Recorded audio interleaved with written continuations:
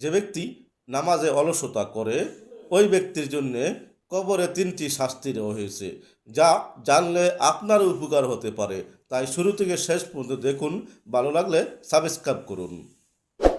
Number 1, কবর সংকীর্ণ হয়ে পাঁজরের হাড় একটি অন্যটির মধ্যে ঢুকে যায়।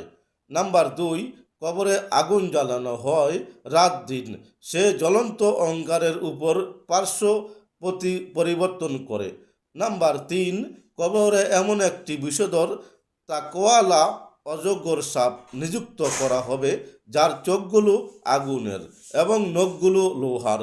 প্রত্যেক নখের দৈর্ঘ্য একদিনের রাস্তার সমান। সে দর্শন করবে আর বলবে, আমি তাকওয়ালা ভয়ানক অজগর। উহার গর্জন বজ্রের গর্জনের ন্যায়।